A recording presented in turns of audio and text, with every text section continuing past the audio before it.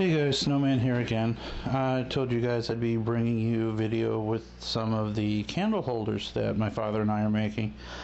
I thought I'd start off with two of my father's pieces.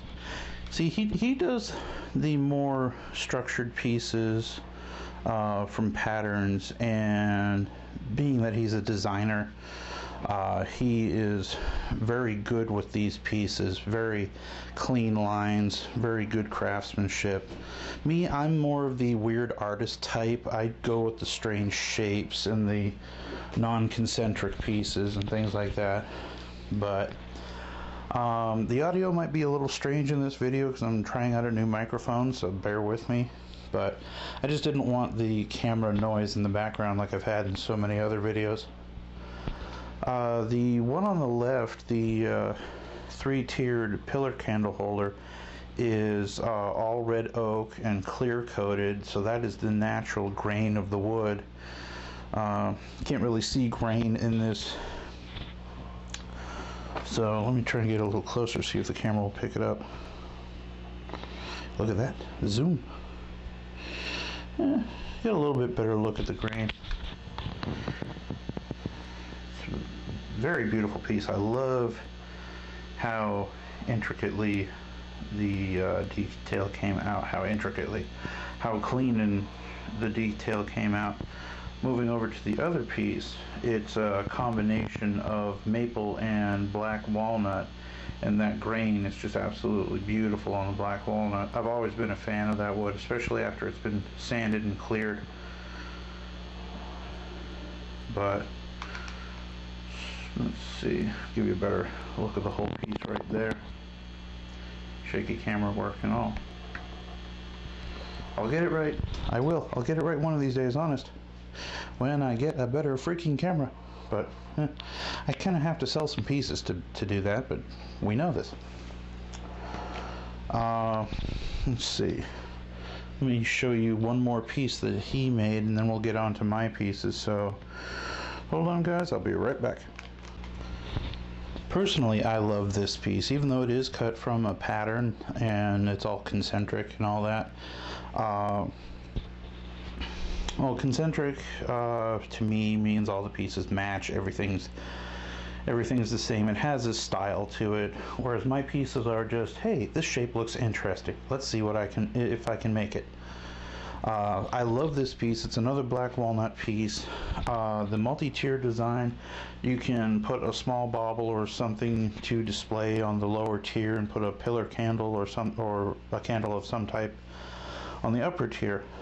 So it's just a really good looking, very well done piece. I mean, pieces don't have to be fancy or intricate to be beautiful, and this is a very beautiful, very simple design that I really like. Also, this is one of my father's pieces. I'm going to pause it here and I'll start bringing out some of mine. Now this piece, okay, where the heck did I put the microphone? Ah, microphone, found it, as I all of a sudden get way too loud. Now this piece, I wanted you guys to get a look at the grain before I zoomed out to show you the whole piece. This is my first attempt at wood turning, and funny thing about this piece is, although it's a tiny little votive candle stand, this piece was actually another scrap piece. I know, yeah, it looks too good to be made out of scrap wood, but this is actually the cutout for a mantle clock that my father has made, and I'll show that in another video if it doesn't sell before I make my next video.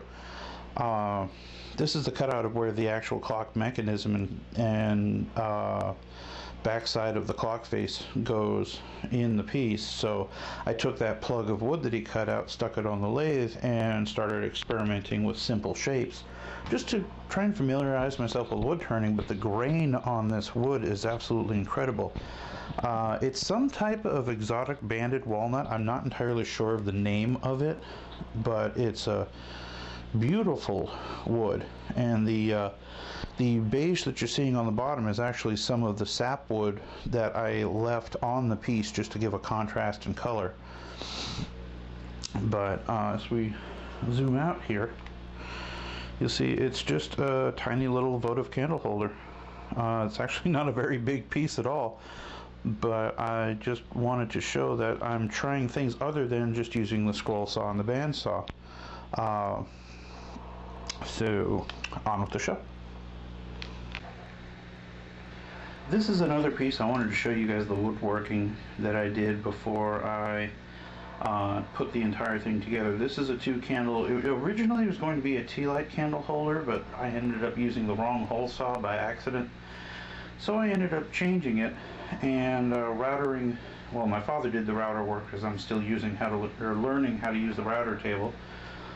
But I ended up changing it, and I'm going to actually get in the shot here for a second.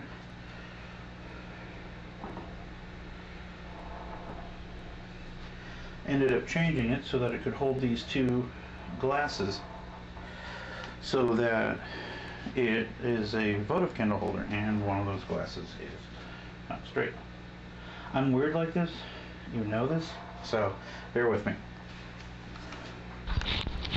But anyway,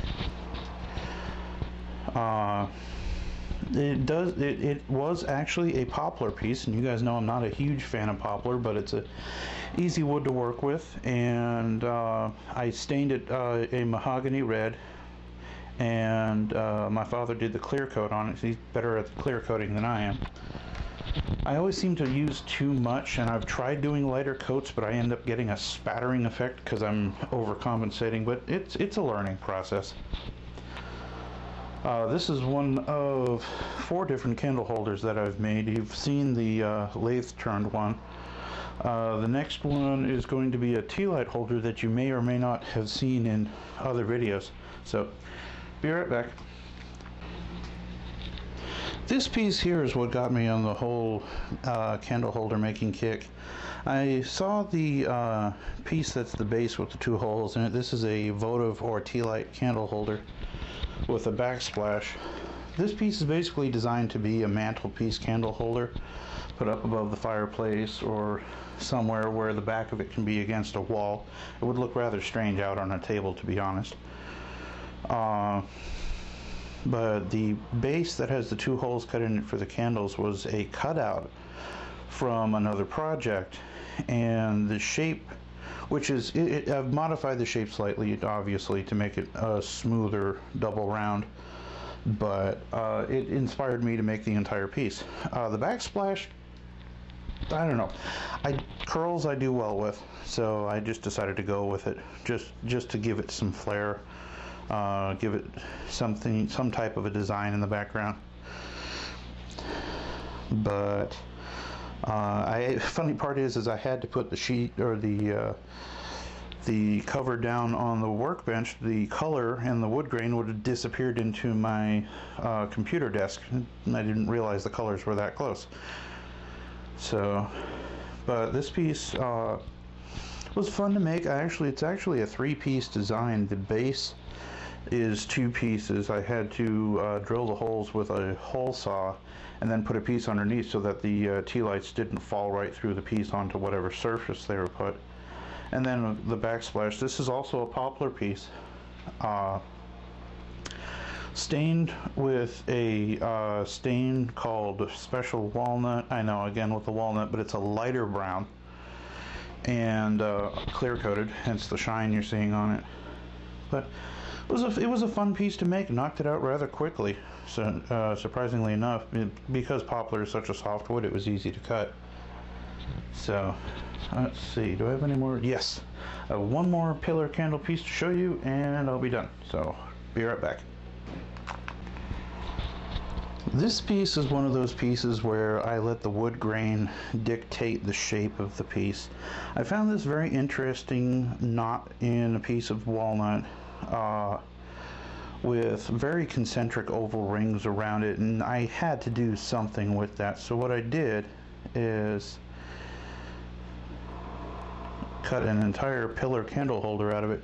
Now it's designed to take 2 3-inch pillar candles, or 3-inch diameter pillar candles, but obviously you can put smaller votives on it if you want to.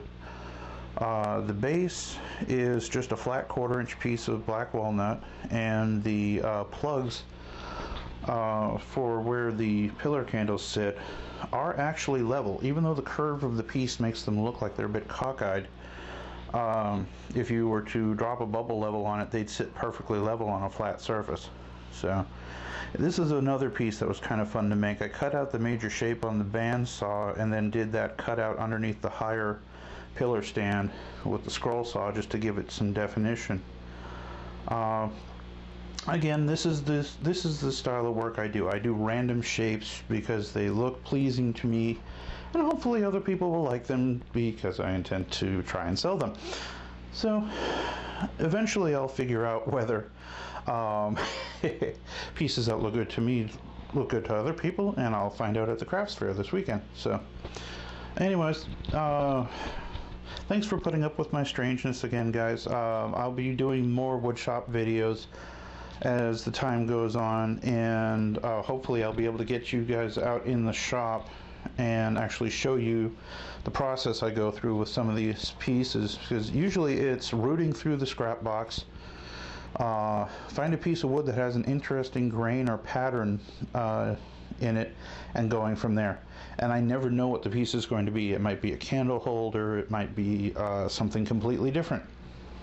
So anyways, guys, more to come.